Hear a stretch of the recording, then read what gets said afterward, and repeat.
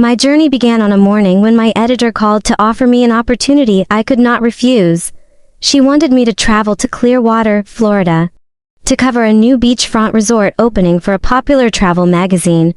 I was 25, fresh out of graduate school, and full of ambition. My cousins, however, argued that luxury travel was beyond my means and insisted I would not fit in with the resort's gilded clientele. When I arrived under a cloudless sky, the sun glinted off the turquoise waters and marble columns. The valet greeted me with a formal nod, and a bellhop offered to carry my bags inside the grand lobby. I inhaled the scent of salt air mixed with tropical blooms and felt a thrill of excitement. The staff seemed immaculate in their crisp uniforms. Despite their warmth, I sensed they expected someone more experienced in elite travel. I checked into a suite with floor-to-ceiling windows that overlooked swaying palms and gentle waves. The room felt both decadent and serene, with soft linens and a whispering breeze. As I set up my camera equipment and lined up my notes, I realized how important it was to capture authentic moments rather than staged luxury. I wandered to the marina, where yachts bobbed softly and fishermen cast lines into glassy water at dawn.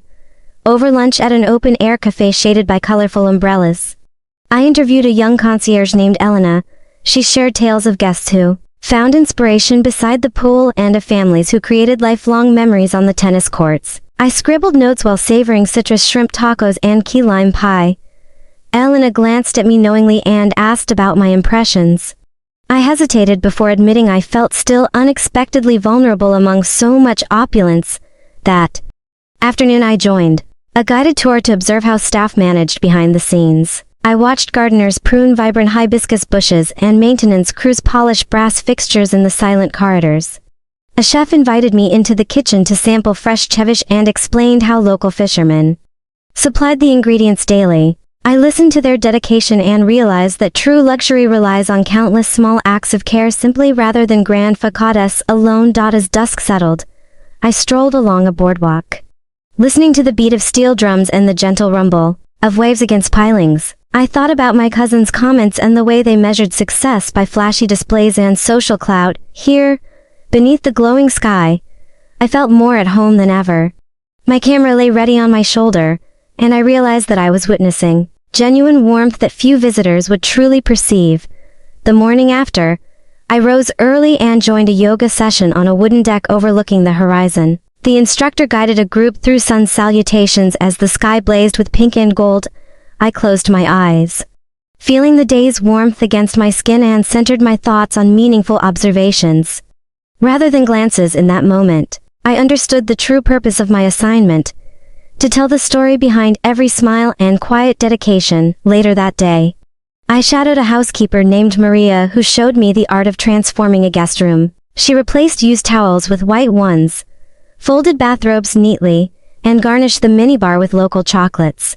Maria spoke softly about her dreams of opening a small bed and breakfast in her hometown. Her pride in her work was contagious. I realized that through her diligent efforts, I witnessed an unseen backbone sustaining every guest's experience. By midday, I attended a staff meeting in a glass-enclosed pavilion. The manager, Mr.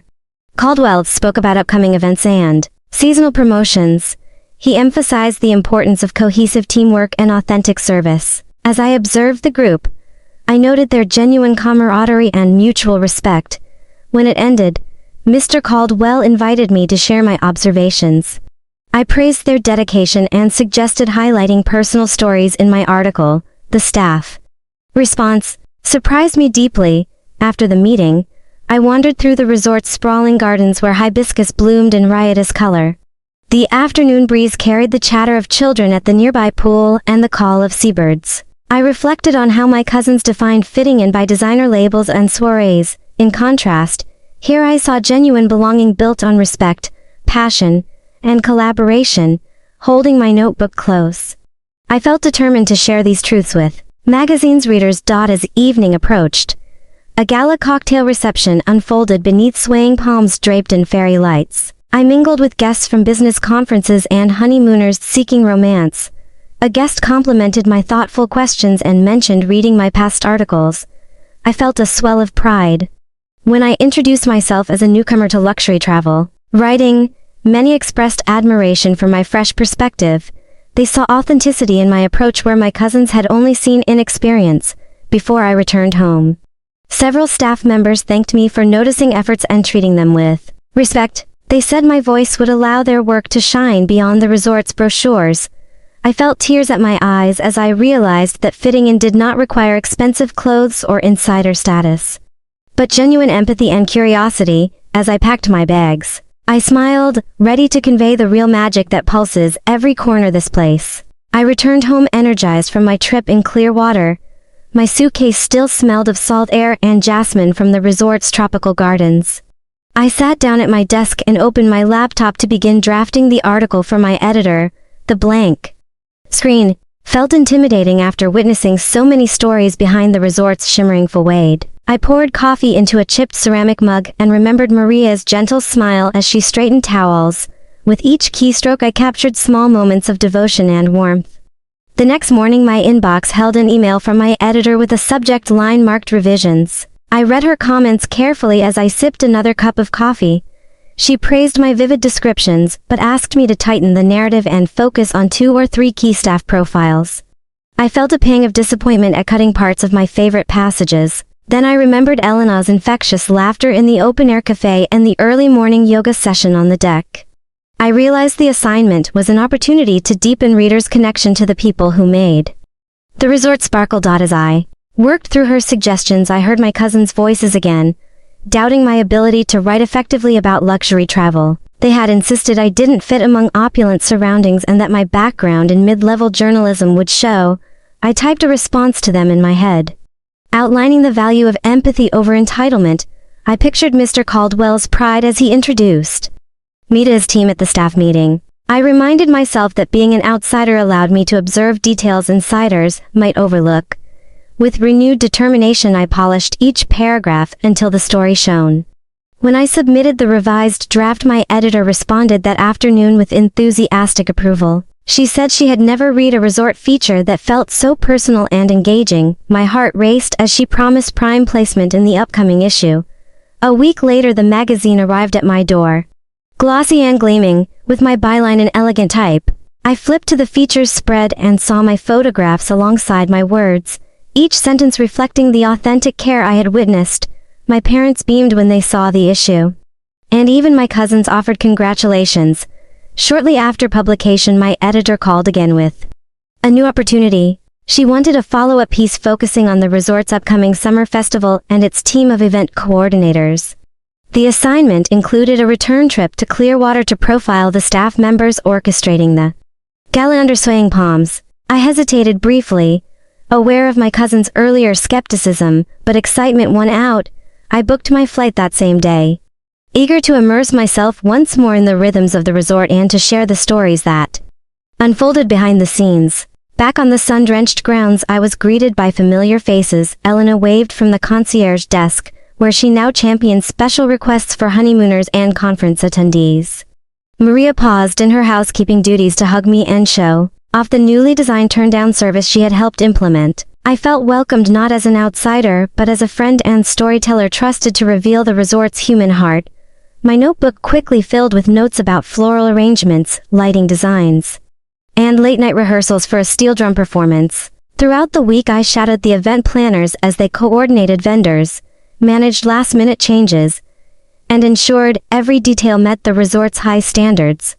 I learned how they balanced creative vision with logistical realities, often under intense pressure. One evening I witnessed the team calm a stressed florist whose shipment was delayed by a freight error. I paused to offer encouragement as they devised a plan to repurpose hibiscus from the grounds into stunning centerpieces. That moment reminded me how resourcefulness and teamwork coalesced into magical guest experiences. On the night of the festival the resort transformed into a fairy tale garden. Candlelit pathways guided guests past sculptures made of tropical fruit and floral archways shimmering with fairy lights.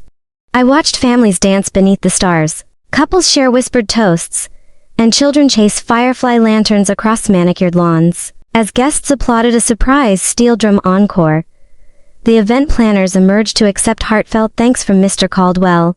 I snapped photos as they exchanged proud smiles, capturing fleeting expressions that spoke volumes about their dedication. The following morning I gathered with the staff for a final farewell breakfast on the oceanfront terrace, toasting with passion fruit-infused mimosas. They thanked me for portraying their efforts with honesty and respect. Elena handed me a small scrapbook filled with candid snapshots and handwritten notes from the team. Maria pressed a jar of homemade marmalade into my hands, her eyes misty with gratitude for the way I had shared her story. In that moment I understood that fitting in required authenticity and compassion more than any designer label. On my flight home I opened my laptop to draft the festival feature. I wrote about resilience, creativity, and the bonds formed when people work toward a shared dream. I reflected on how covering their stories had transformed my own perspective on success and belonging. I knew my cousins might still voice doubts, but I felt grounded in the knowledge that I belonged wherever empathy and curiosity guided me. As the plane descended through cotton ball clouds toward my hometown, I smiled, certain that my next story would begin wherever human connection shone brightest. The sunrise through the small airplane window painted the horizon in soft pastels as I exhaled, still buzzing from my latest trip. Returning home after the festival feature felt different. I wasn't just a visitor anymore. I now held the scrapbook Elena had given me, filled with candid snapshots of laughter, early morning planning sessions, and Maria's proud smile beside her turn-down display. I opened it gently and ran my fingers over each photo as I drafted a brief outline for the magazine's follow-up column. This time, I vowed to weave together not only staff profiles but also reflections on how those relationships had changed me. Stepping into my apartment, I set down my bags and placed the scrapbook on my desk, alongside photos I'd printed of the event's floral arches and a sharply dressed Mr. Caldwell applauding his team. I poured a cup of chamomile tea and settled into my chair, welcoming the familiar hum of my laptop. Readers would want to know what happened after the festival, how the resort's community evolved, which connections endured, and what challenges lingered once the lights dimmed. I scribbled a list, follow-ups with Elena, Maria, and one of the lead event coordinators, Jonas. Then I added a bullet, my own takeaway on belonging. Later that morning I called Elena, who answered with her signature warm enthusiasm. She told me about the new concierge training program she was spearheading, where she taught apprentices the art of anticipating guests' unspoken needs. You know, she said, your article inspired our team to think beyond checklists. They want to create moments that matter. We planned to meet via video call the following evening so she could walk me through the program's curriculum and share anecdotes from trainees. Hanging up, I felt a swell of pride. My words hadn't simply described the resort, they had shaped its future. Next on my list was Maria. I dialed her number with a sense of tenderness. She had confided dreams of opening a bed and breakfast in her hometown. When she answered, her voice was bright but tentative. She led me through her latest venture, offering personalized housekeeping workshops for small boutique inns nearby. I used the confidence your story gave me, she explained, to take that first step. Her plan involved partnering with local artisans to provide unique welcome gifts in each guest room.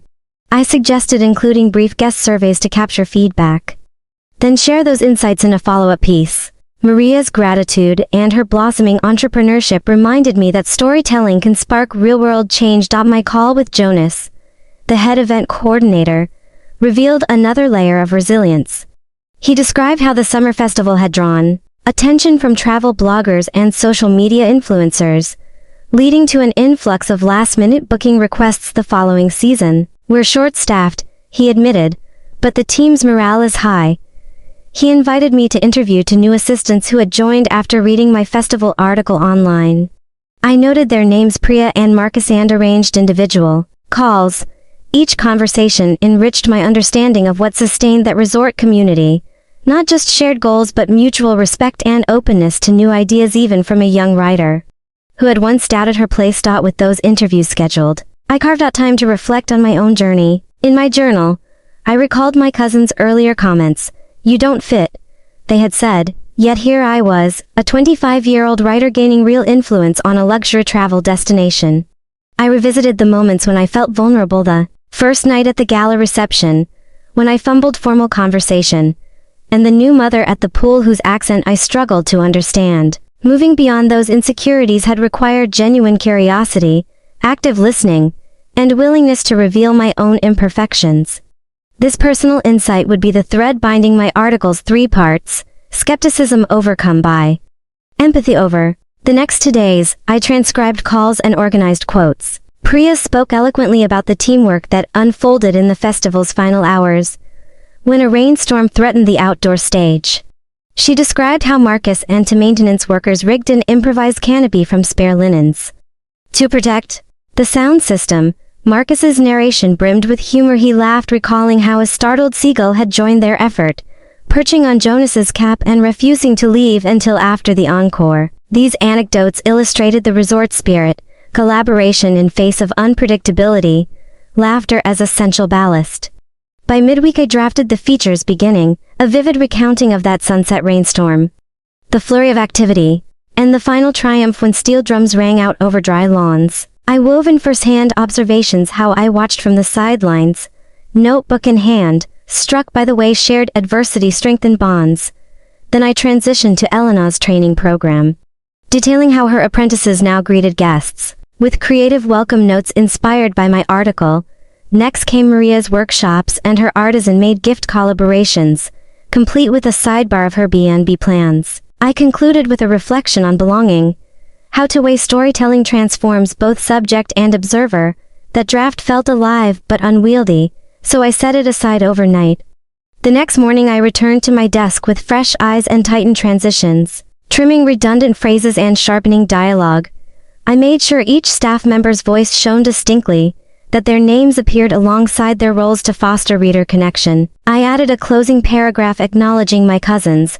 I would share this final piece with them, not as proof of my success, but as testament to the unexpected places where empathy and curiosity can lead. When I clicked send to my editor, I exhaled, satisfied that this trilogy of stories captured more than a resort's surface splendor. It was a portrait of human resilience, creativity, and belonging, told through the lens of a young woman who once felt she didn't fit. That afternoon, I received her note. "This is your best work yet. You've shown that true luxury is nothing without people who care." I smiled at my laptop screen, imagining Elena's trainees in their crisp new uniforms, Maria leading her workshops, Jonas proudly greeting festival guests under next summer's sky. In that moment I knew fitting in wasn't about wearing the right labels. It was about seeing others fully, telling their stories truthfully, and discovering how much they could teach me about who I truly was.